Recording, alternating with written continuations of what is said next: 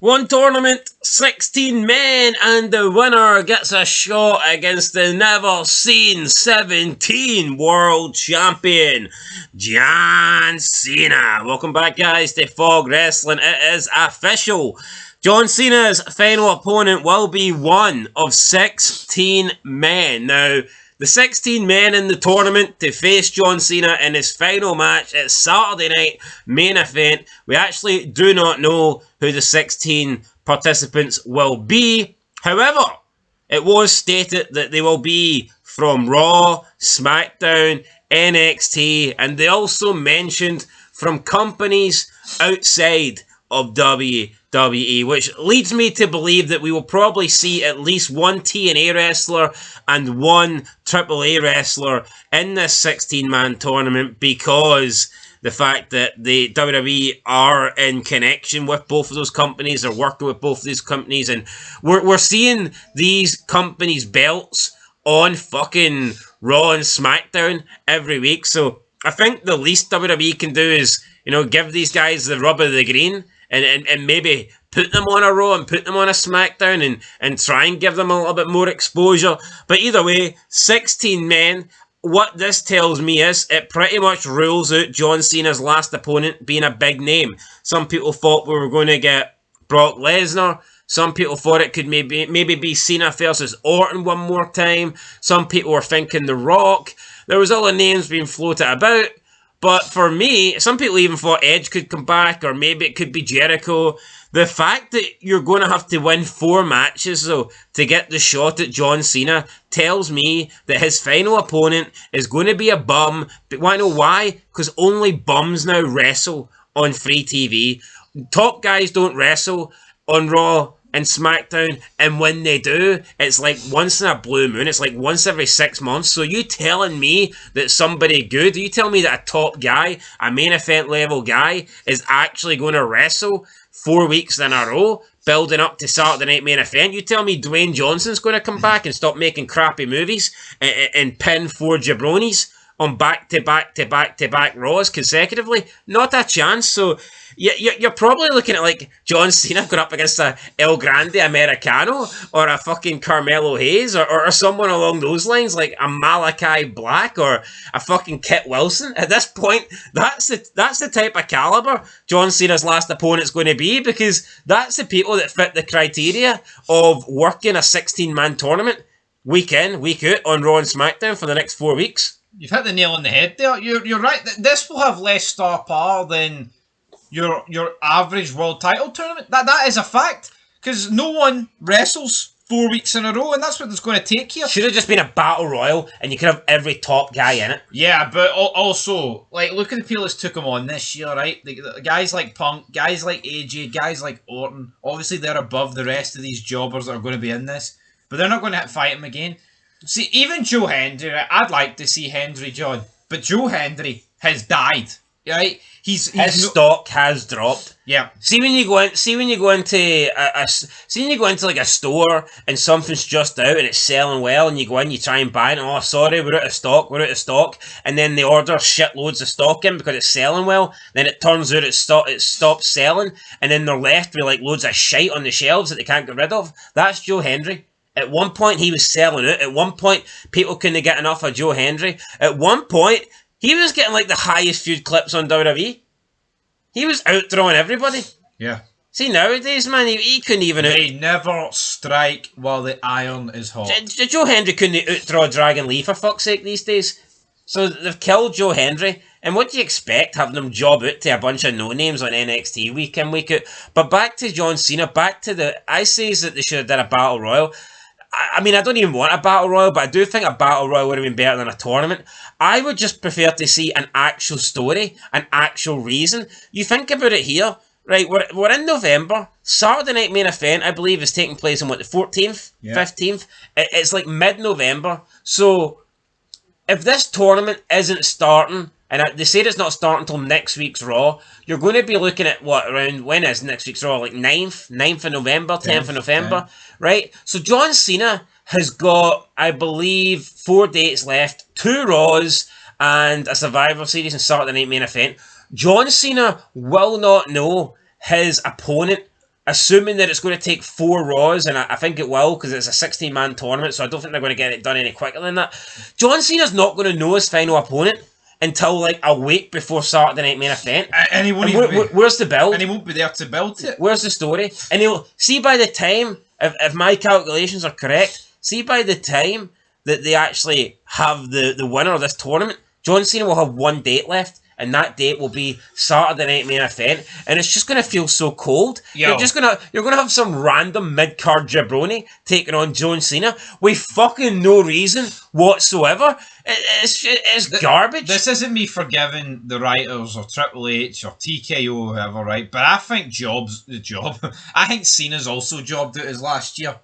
This whole dates gimmick, it just doesn't work. Yeah, you know what? He told us he was going to be full time. Now, to be fair to him, he has appeared quite here. I would say I haven't calculated it, but I would argue John Cena showed up more times than Cody Rhodes. Yeah, I mean he's made about 40 appearances. Has he made more than Punk? No, but the problem is He certainly made more than Reigns. See the first half of his appearances, most of them were wasted time. When they were in Europe in the road to Mania, it was the same pish every week. Brussels, London, Glasgow, same shit. See, instead of having John Cena show up every week with just a different coloured shirt on from that city and cutting the same promo every week with Cody Rhodes, people disgust me. They should have just had him do it once, and then when they were in the next city, just put it on the Titantron, because they were copying the same fucking promo It was the same with that triple threat shit. Rhea, Bianca, and Io Sky. Remember, they did the fucking exact same promo for like 5 weeks in a row. It's funny how he says never seen. He is never seen. Where is he, man? Come on, John. John Cena can't think this is good. You know what, man? See, no, but that's the thing, right? Say McMahon was booking it or someone good, and it was actually exceeding expectations. Maybe Cena would be like, here, I'll give you more dates.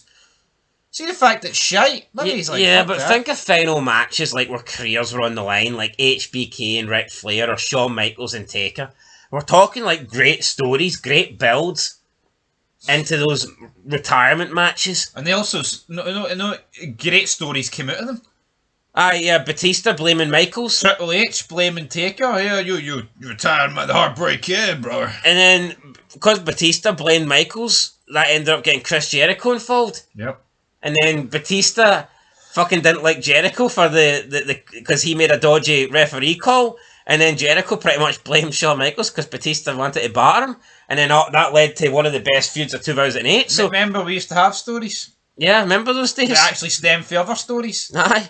Remember Jericho just slugged TV. Remember Jericho just slugged Michaels' fucking wife in the mouth? I refute that, Peter. If you know, that was a great segment. And then you genuinely believe that see Seth Rollins, see if he came out, see instead of being scared to take his world title back after AJ Lee, see if he came out and just bitch slapped her, then hit her with a stomp on the title. Maybe he'd actually believe that CM Punk could actually win a fight. Maybe you could actually, if someone actually did that to his wife, maybe you could forget about his 2 UFC defeats, even though one of them did get ruled a no contest. But he did get his ass whooped, there's no doubt about it. But maybe if someone actually did that to him, you could actually go, hold on here, maybe Punk's actually going to be fired up and he could beat up Seth Rollins for real. But nah, I mean, there's just nothing new. I'm a better wrestler than you, and that's it. That's all you... Right, but let's talk... No, it's wrestler A comes out with a mic and says, I'm going to win. I'm going to beat you. I'm going to be champion. Then wrestler B comes out. No, I'm going to beat you. I'm going to be the champion because I'm the better wrestler. Wrestler A goes, we'll find out this Sunday. No,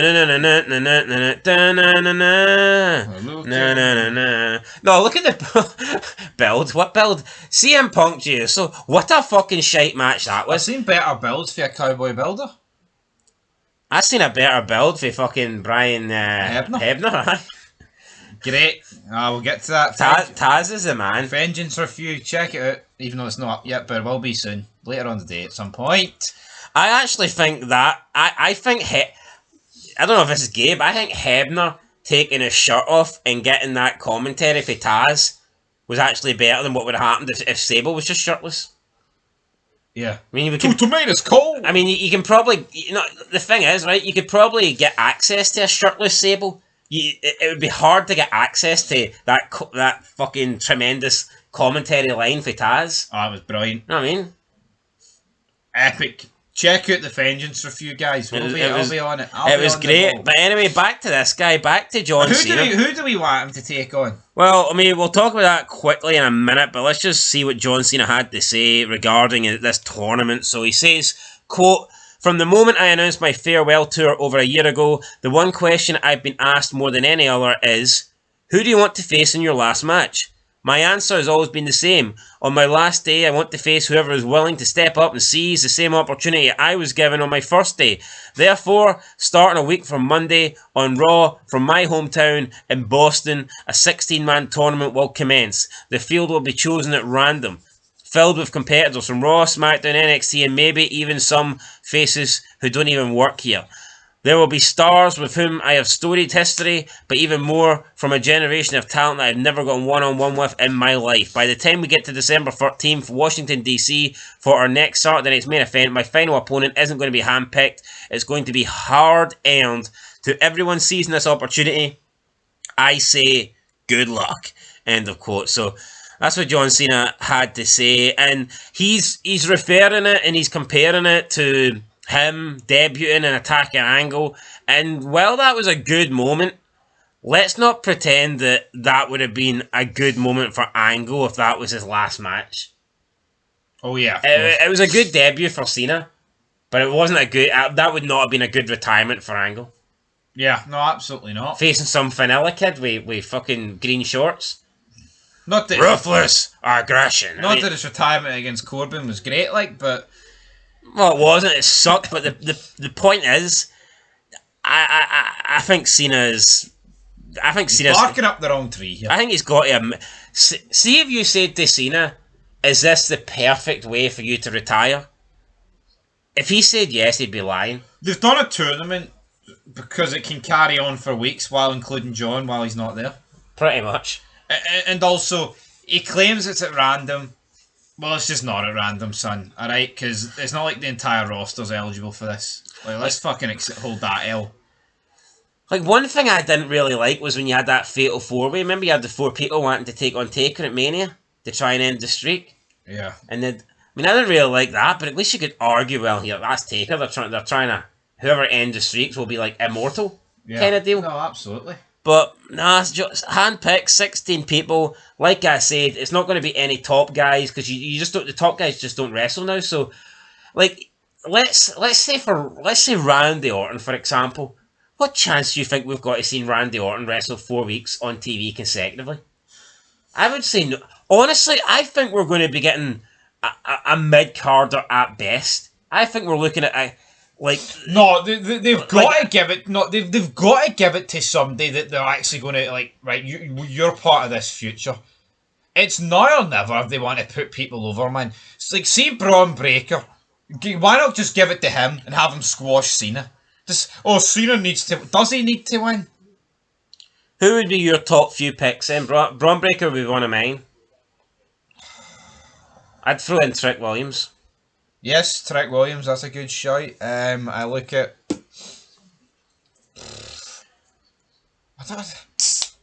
I wouldn't say no to Dominic Mysterio. I would like to see Joe Hendry against Cena, but I genuinely do believe that the ship has sailed. What about Mr. Iguana? No. Cannot be him. What about Anderio Del Hero Del Finco Hino? I'll tell you what I'd like. Kurt Angle. Down. Aye, Kurt Angle. 58-year-old fucking Kurt Angle jumping off everything. Yeah, but here's the thing. Is Kurt Angle going to wrestle 4 Raws to get to Cena? Nah, that's the problem. So you know it's not going to be Kurt. You automatically know it cannot be Kurt Angle. But that's why I don't think it's going to... Is Joe Hendry going to work 4 Raws in a row? No, that's why I think it's some mid... Look at the last 6 months and look at people that regularly wrestle on Raw. I think it's going to be Gunther, man.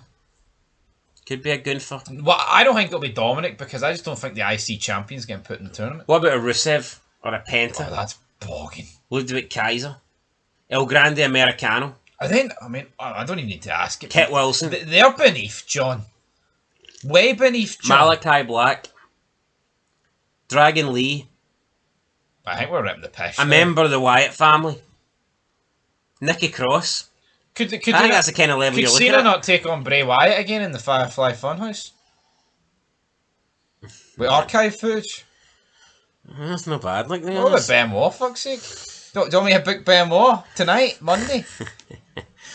Oh, yeah, Taker was going to dig up Benoit, but I think Cena's going to go to the graveyard instead tonight. It'd be hard for a dead man to win 4 consecutive matches though, and get into the yeah, Cena. I feel like by the time he gets to the Cena match, like the magic of Benoit coming back, it's like, what the fuck's going on here? Who's your prediction? You had the I'm going Gunther. Gunther.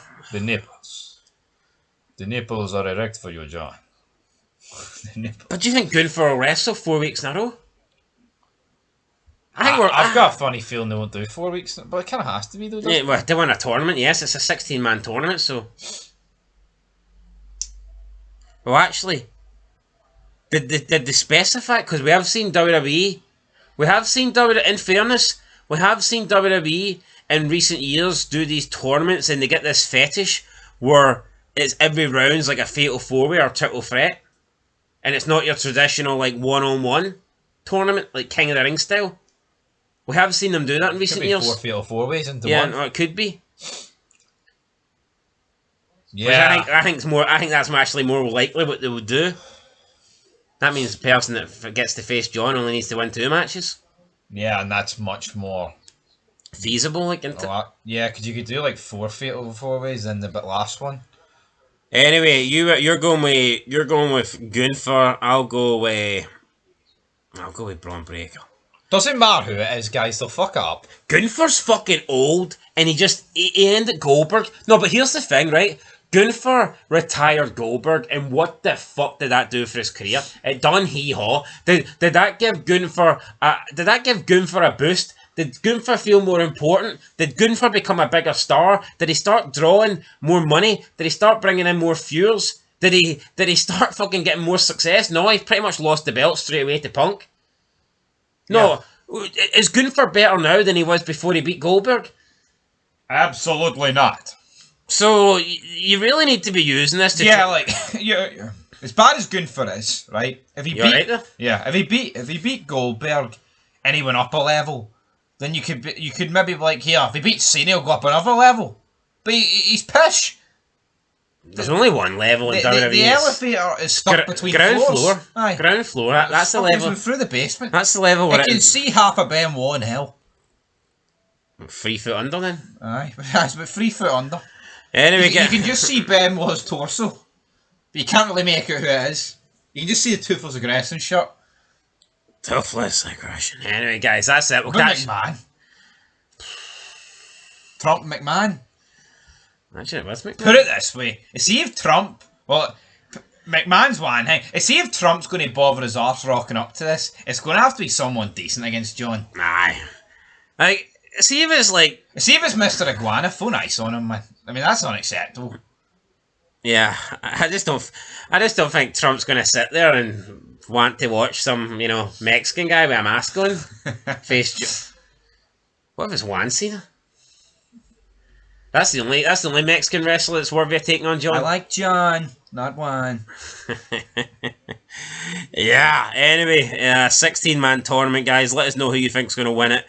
The more I think about it, the more I think it's more likely to just do 4 fatal, which is cheap, but it's WWE. I'd be really surprised if they're going to do something cheap. No. Company's garbage. Right, till next time, you're going Gunther, I'll go Braun Breaker, I'll throw out Trick Williams in there, but honestly, man, I would not rule out the people that wrestle every week. Who do you think, who wrestles more often? Who would you say is the most consistent performer that you can think of every week when you watch Raw and SmackDown? Fuck, I feel like... Because it's all jobbers, it's all bums. It's like Penta, JD McDonough. I think it's more, it could be a Penta. Yeah. Well, it could be. Could be Penta. 41-year-old Penta. I mean, we grew up like Ray Phoenix or something. We grew up on real stars wrestling every week, and now it's jobbers. Yeah, what happened? I don't know, man. It's crazy. No right. It's not an age thing because Taker was wrestling every single fucking week almost. And if he wasn't wrestling, at least he was showing up. Absolutely. Where's fucking Roman Reigns? Where is he? Where's the big dog? What about Bronson Reed? Could it be him? No, it can't be him. I wouldn't allow that. What if it's Bronson Reed versus Cena in an Australian, what is it, Australian street fight, a Brisbane street fight. He's unbeaten in them. The Aussie rules match, mate. Surprised they don't start up a streak. 21-0, Brisbane. He's from New Zealand, is he not? Is he? Aye. So even that. He's a fat bastard. That's what he is. Fat bastard. Scott Steiner. All out. Hailing from Dunkin' Donuts. Steiner versus Cena. Fuck aye.